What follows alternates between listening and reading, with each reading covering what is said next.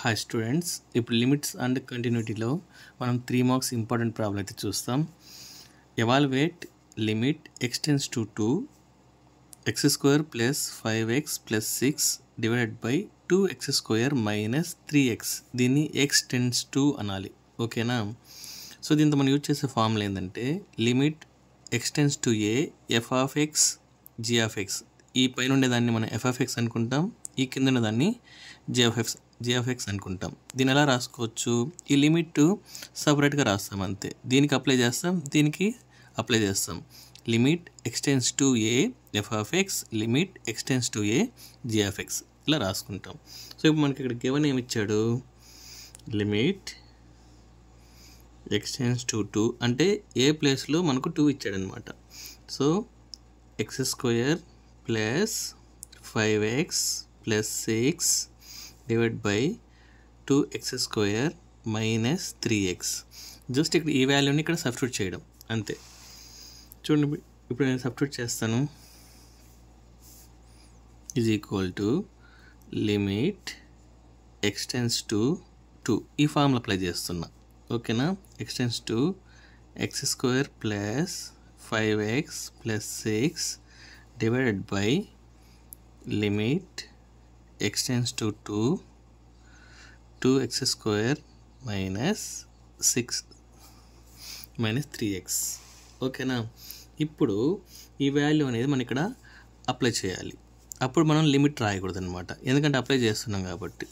ఇక్కడ 2 whole square plus 5 into 2, X ప్లేస్లో 2 అనేది అప్లై చేస్తున్నా, plus 6 2 into 2 whole square minus 3 into 2. ఓకేనా? అగైన్ ఇప్పుడు మనకి ఇక్కడ ఏమొస్తుంది? 4 ప్లస్ 10 ప్లస్ 6, ఇక్కడ ఏమొస్తుంది? 2 ఇంటూ 4 మైనస్ 6. దీని ఎలా రాసుకోవచ్చు? ఇది 20, ఇది 8 మైనస్ 6. సో మనకు ఆన్సర్ ఎంత వస్తుంది? 20 డివైడ్ బై 2 అంటే ఆన్సర్ వచ్చి మనకు 10 అనేది వస్తుంది అనమాట. సో ఇలానే మనం సమ్ అనేది కంప్లీట్ చేయాలి. ఓకేనా? దీనికి మనకు 3 మార్క్స్ అయితే వస్తుంది. ఇప్పుడైతే లిమిట్స్లో సెకండ్ ప్రాబ్లం అయితే చూస్తాం. Evaluate limit x tends to 1 x square plus 5x minus 6 divide by x square plus x minus 2. ఇక మనం డైరెక్ట్గా 1 అప్లై చేసామనుకోండి, ప్రీవియస్ ప్రాబ్లం లాగా మనకేమైతే 0 అయిపోతుంది. చూడండి, ఇక్కడ 1 స్క్వేర్ ప్లస్ 5 ఇంటూ 1 మైనస్ 6 ఏమవుతుంది? 6 మైనస్ 6 0 అయిపోతుంది. కింద కూడా అప్లై చేయండి. 1 ప్లస్ 1 మైనస్ 2 ఏమైతే 0 అయిపోతుంది. దీన్ని ఏమంటారు అంటే మనం అన్డిటర్మైన్డ్ ఫామ్ అంటనమాట. ఎఫ్ ఆఫ్ ఎక్స్ వాల్యూ మనకి ఇన్ కేస్ 0 వచ్చిందనుకోండి, 0/0 వచ్చిందనుకోండి, దాన్ని అన్డిటర్మైన్డ్ ఫామ్ అంటారు. సో దాన్ని మనం 3 వేలో మనం సాల్వ్ చేయాలి. ఒకటి వచ్చి ఫ్యాక్టోరియలింగ్, నెక్స్ట్ వచ్చి కాంజుగేట్, నెక్స్ట్ వచ్చి టెక్నామెట్రిక్ యూజ్ చేసి దాన్ని ఐడెంటిటీస్ కూడా అంటారు. మీకు ఒక మోడల్లో ఒకటి నేనైతే సాల్వ్ చేస్తాను. ఇప్పుడు నేను సాల్వ్ చేసేది ఫ్యాక్టరింగ్ చేస్తాను అనమాట. ఓకే, మనం ఫస్ట్ పార్షియల్ ఫ్రాక్షన్స్లో చేసాం కదా, అదే మెథడే మనం చేస్తాం అనమాట. ఇలా 0/0 వస్తే మట్టుకే దీన్ని మనం యూజ్ చేయాలి. ఓకేనా? సో ఇప్పుడు మనం ప్రాబ్లం అనేది సాల్వ్ చేస్తాం. సో గివెన్ అయితే మనకి ఏమి ఇచ్చాడు? Limit x tends to 1 x square plus 5x minus 6 divide by x square plus x minus 2 అని మనకి ఇచ్చాడు. సో ఇక మనం యూజ్ చేసేది ఏంటంటే యూసింగ్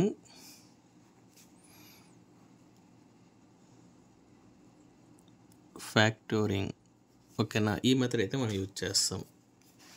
చూడండి, లిమిట్ ఎక్స్టెన్స్ టు 1, దీని ఎలా రాసుకోవచ్చు?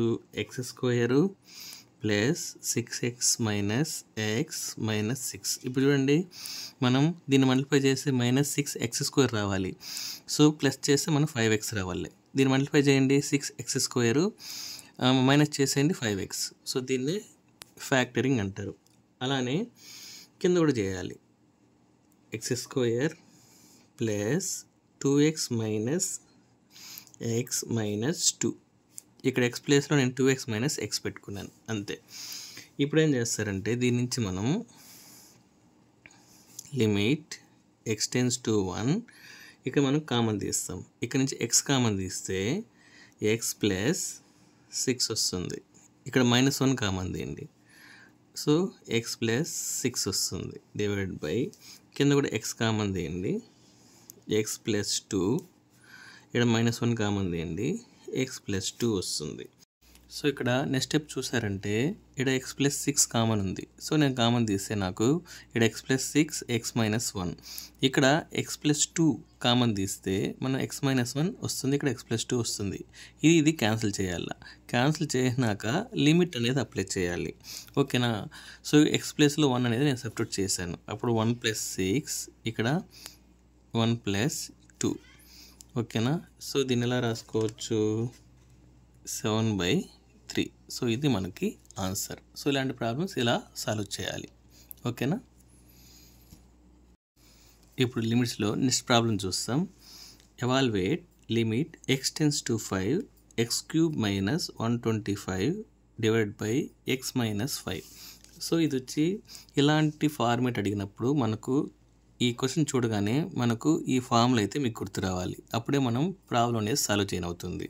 సో ఫార్ములా ఏంటంటే limit x tends to a x⁻n - a⁻n x - a. ఓకేనా. ఇక్కడ x - a x - a ఇక్కడ చూడండి ఇలానే ఉండాలి ఫార్మేట్.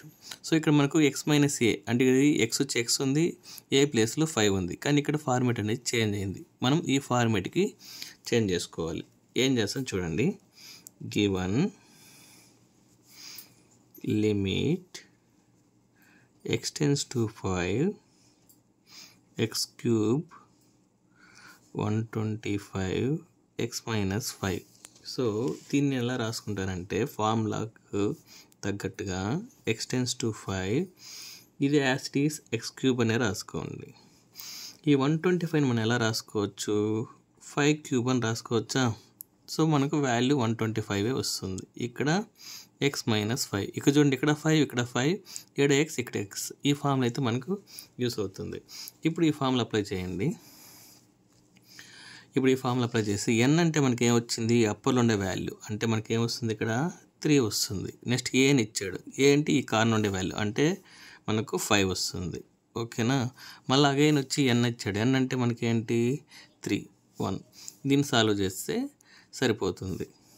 ఇప్పుడు చూడండి 3 × 5², 3 - 2 5². సో ఇది మనకి ఏమొస్తుంది 3 × 25. సో ఆన్సర్ వచ్చి మనకు 75 అయితే వస్తుంది. ఇలాంటి ప్రాబ్లం ఇలా సాల్వ్ చేయాలి. ఓకేనా.